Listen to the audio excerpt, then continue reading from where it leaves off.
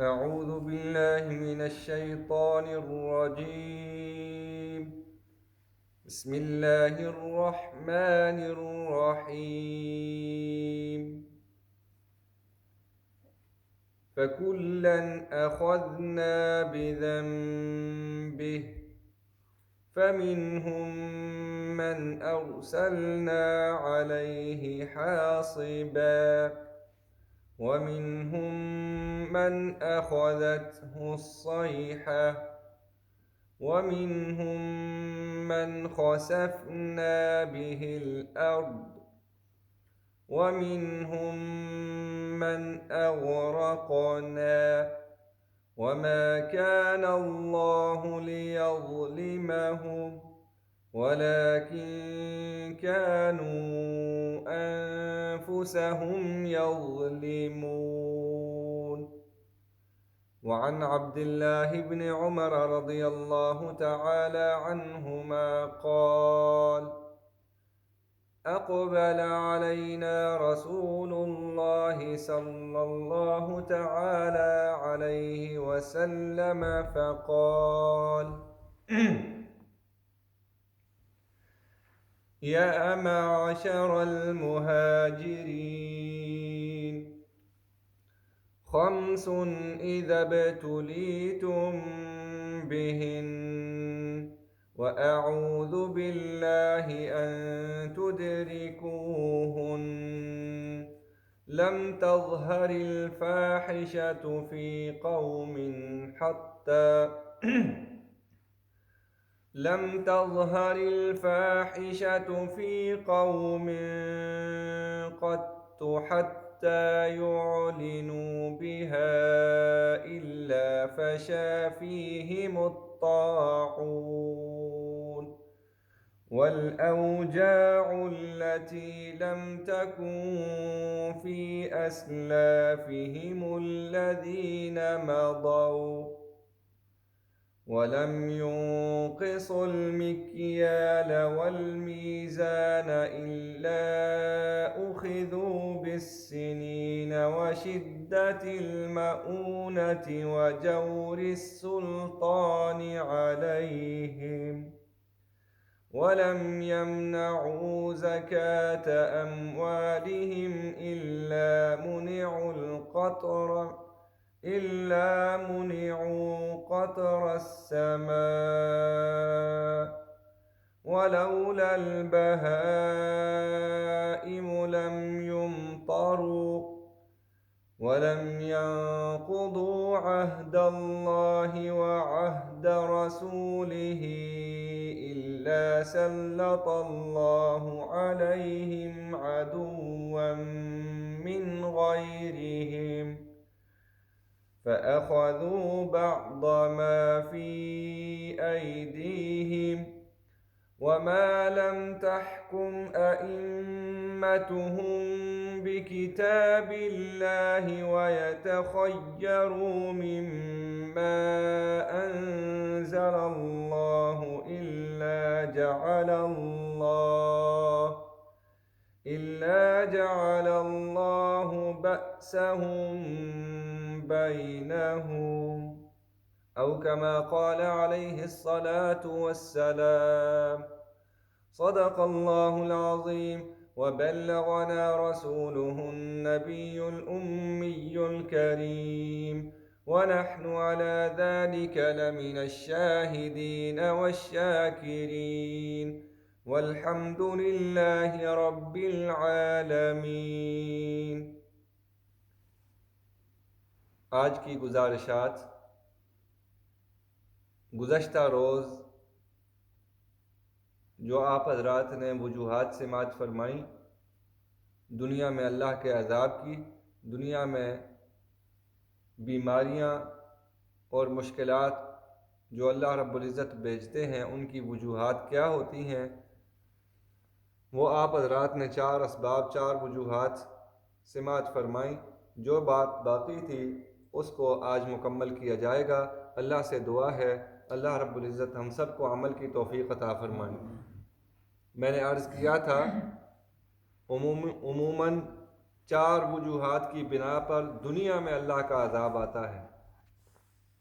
ہر گناہ کا عذاب، ہر گناہ کی جزا اور بدلہ آخرت میں انسان کو ضرور ملے گا، لیکن کچھ بیماریاں، کچھ گناہ، کچھ کرتوت، کچھ بدماشیاں ایسی ہیں کہ جب انسان کے اندر وہ سرایت کر جاتی ہیں تو دنیا میں بھی اللہ کا عذاب آ جاتا ہے۔ میں نے عرض کیا تھا، جب بڑے گناہ کیے جائیں، جب اجتماعی گناہ کیے جائیں، جب گناہوں پر گناہ کیے جائیں اور جب علانیہ گناہ کیے جائیں، یہ چار ایسی باتیں ہیں جن کی وجہ سے دنیا میں اللہ کا عذاب آ جاتا ہے، دنیا میں بیماریاں اللہ بھیجتے ہیں۔ اللہ ہم سب کو بچنے کی توفیق عطا فرمائے۔ قدر تفصیل سب کی آپ نے سماعت فرمائی تھی۔ آخری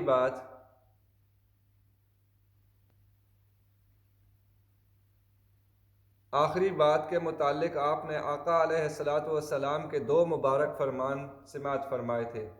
کل امتی معافن الا المجاہرین، میری ساری امت کو بخشا جائے گا سوائے مجاہرین کے، مجاہرین جو علانیہ کھلم کھلا اللہ کی بغاوت کریں گے، جن کو کوئی ڈر خطرہ نہیں ہوگا، اللہ کے عذاب سے جو نہیں ڈریں گے۔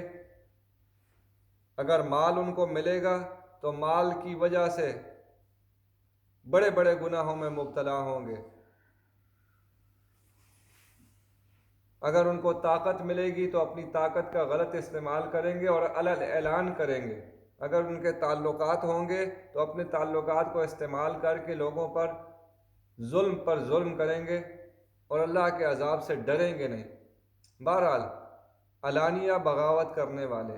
اور دوسری حدیث پاک کا صرف ایک ٹکڑا آپ نے سماعت فرمایا تھا جس میں شان والے آقا علیہ الصلاۃ والسلام نے 5 بیماریاں، 5 برائیاں، بلکہ 5 بدماشیاں کا بیان کیا ہے کہ اللہ میں تیری پناہ مانگتا ہوں کہ میری امت میں وہ 5 بدماشیاں پیدا ہوں، 5 برائیوں کا ارتکاب میری امت کرنے لگے، اے اللہ میں آپ کی پناہ مانگتا ہوں۔ اللہ کے رسول نے فرمایا۔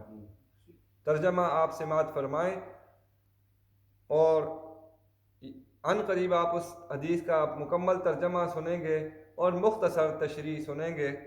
سب سے پہلے جو میں نے آیت کریمہ آج تلاوت کی ہے، یہ آیت کریمہ 20ویں پارے کے آخری صفحے پر ہے۔ یہ آیت کریمہ سورۃ العنکبوت کی آیت کریمہ ہے اور اس آیت کریمہ کا نمبر 40 ہے۔ 40 نمبر آیت سورہ عنکبوت، 20واں پارہ، آخری صفحہ۔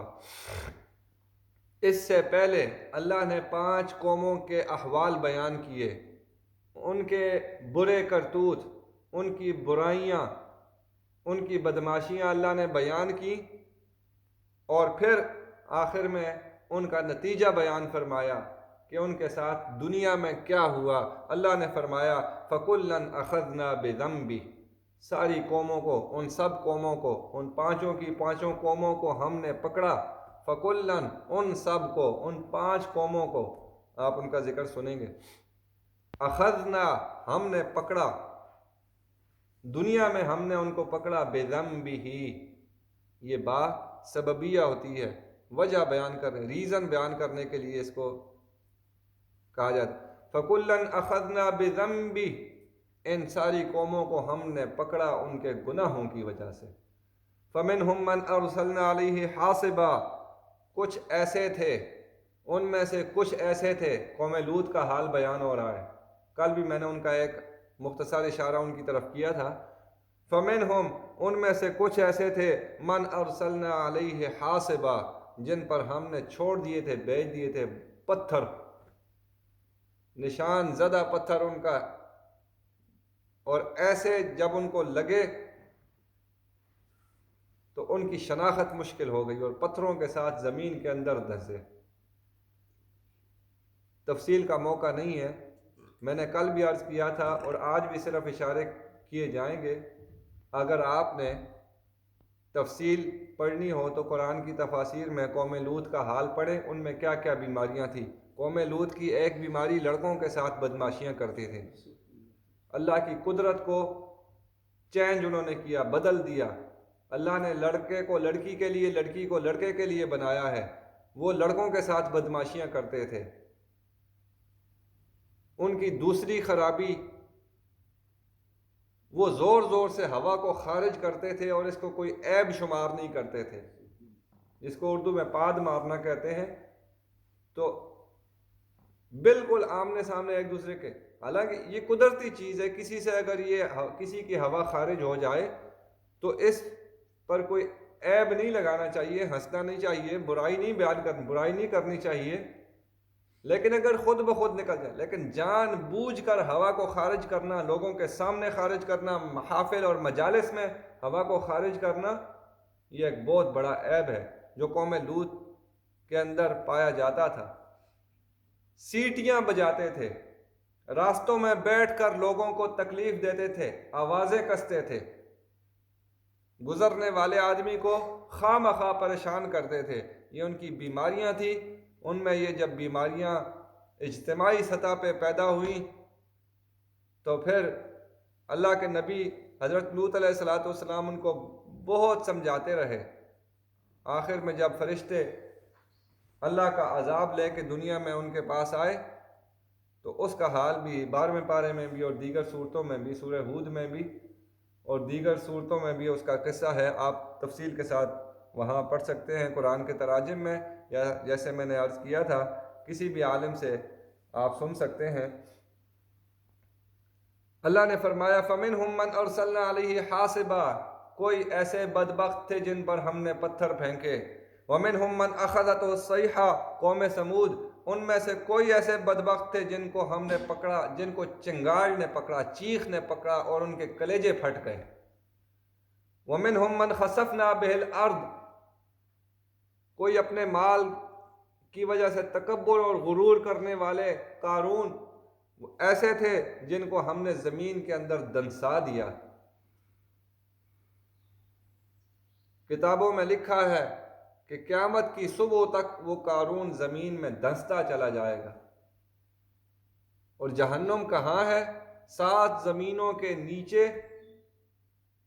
یہ جہنم ہوگی، سب سے بڑے عذاب وہاں پر دیے جائیں گے، اللہ پناہ نصیب فرمائے۔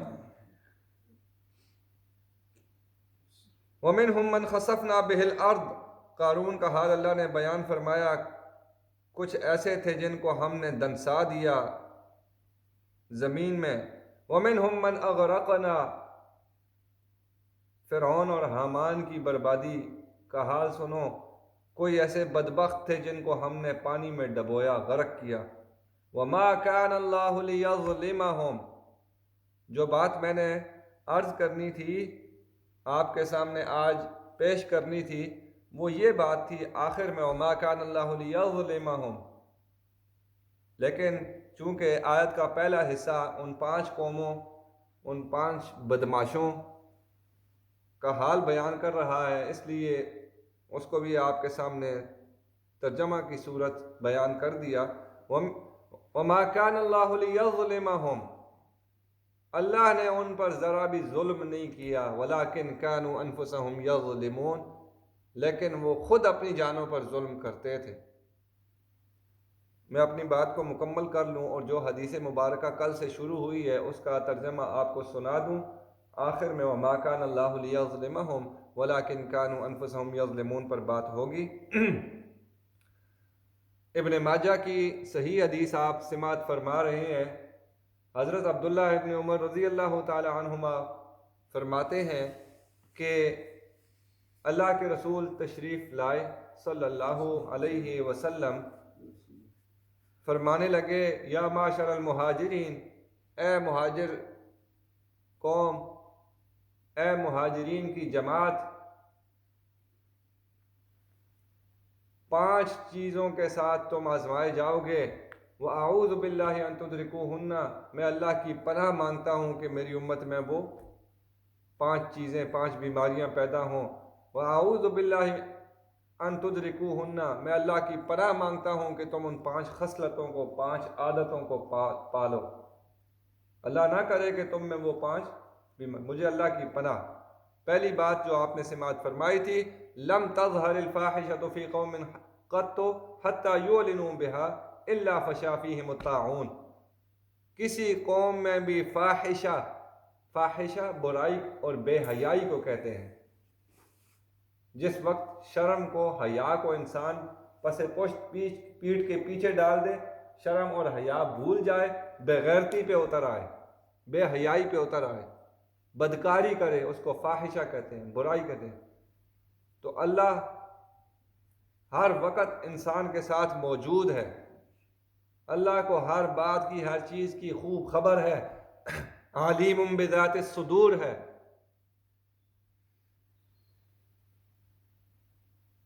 جو آنکھوں کی خیانت ہے اس کو بھی جانتا ہے، جو سینے کے راز ہیں ان کو بھی جانتا ہے، ہر وقت خوب خبر رکھنے والی ذات، دیکھنے والی ذات، سمیع اور بصیر ذات ساتھ ساتھ موجود ہے، اور انسان اللہ کی بغاوت کرے، بے حیائی کرے، برائی کرے۔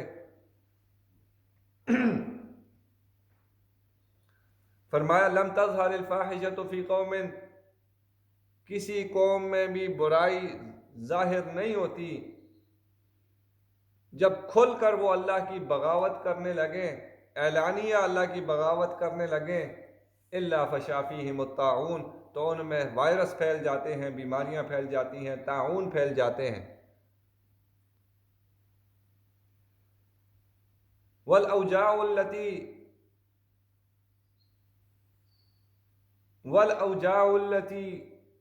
لم تکن فی اسلافہم الذین مضوا، ایسی بیماریاں پیدا ہوں گی جو ان کے اسلاف، جو ان کے پہلوں میں بالکل نہ پائی گئی، ان کا وجود پہلے لوگوں میں بالکل نہ تھا، ایسی ایسی بیماریوں کا سامنا ہوگا۔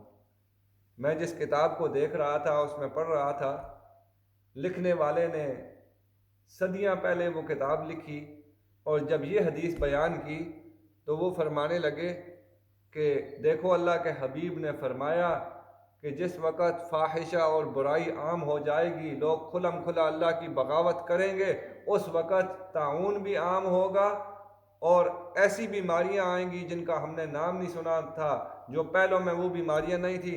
دیکھو ایڈز، پہلے لوگوں میں ایڈز کی بیماری نہیں تھی، آج ایڈز کی بیماری شروع ہو گئی۔ اس وقت، جس وقت مصنف نے، اس عالم نے اس حدیث کا ترجمہ لکھا، تشریح کی، اس وقت شاید ایڈز بالکل نئی نئی شروع ہوئی ہو، کسی کو اس کی خبر نہ ہو، کسی کو اس کا پتہ نہ ہو، نیا نیا لوگوں نے نام سنا ہوگا۔ آج دنیا میں ایڈز کافی مشہور ہوئی، اس کے بعد طرح طرح کی بیماریاں پیدا ہوئیں۔ آج جو بیماری اللہ نے پیدا کی، اس کا پہلے سے کوئی وجود نہیں تھا۔ یہ بیماری کیوں آئی ہے کہ مسلمان اللہ کی بغاوت کھلے عام کرنے شروع ہو گئے۔ اللہ ہم سب کو پناہ نصیب فرمائے۔ یہ تھی پہلی بات، جس وقت بے حیائی، برائی کھل کے سامنے آ جائے۔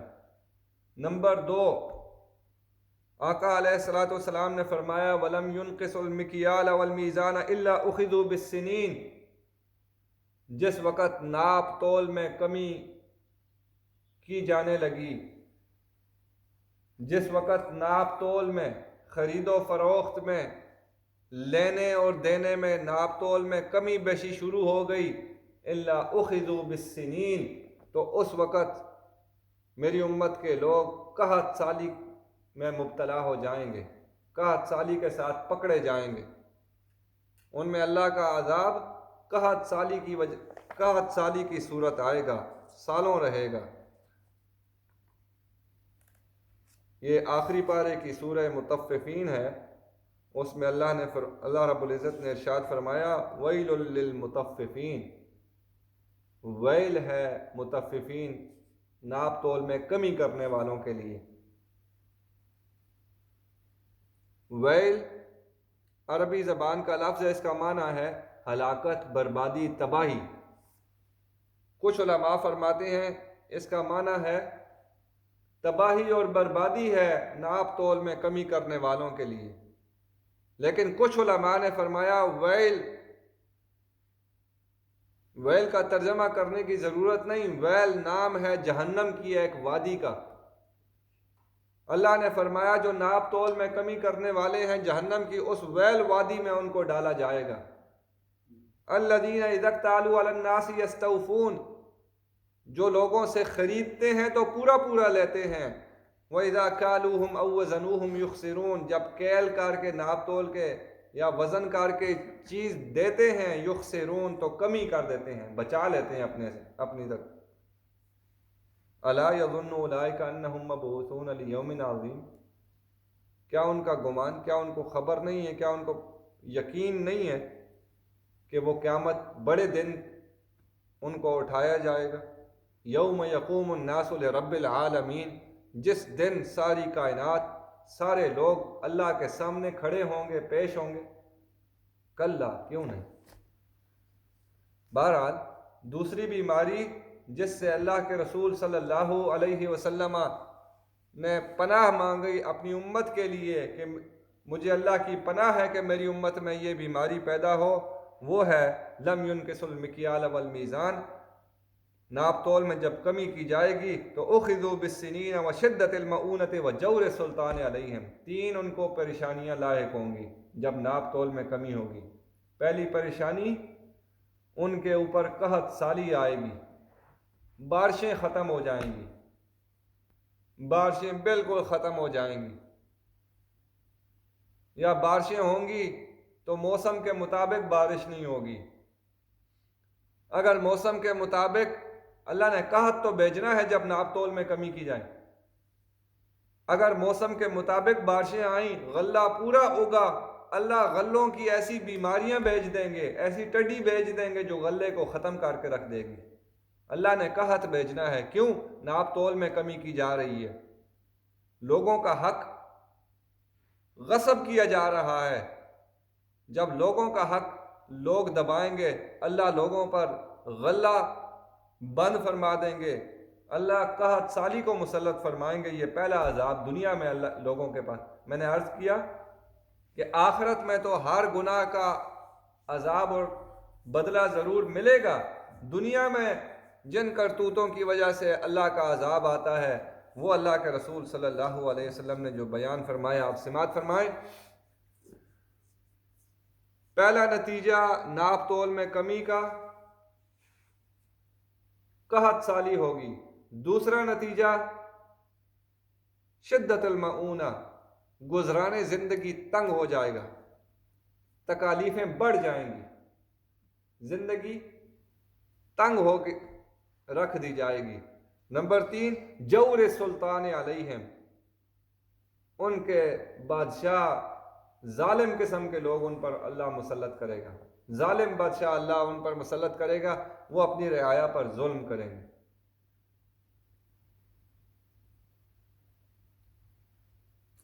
بہرحال تیسری بیماری امت کی، چوتھی بیماری اور پانچویں بیماری، اور دنیا میں ان بیماریوں کی وجہ سے کون سے عذاب متوجہ ہوں گے، وہ آپ جلدی سے سماعت فرما لیں۔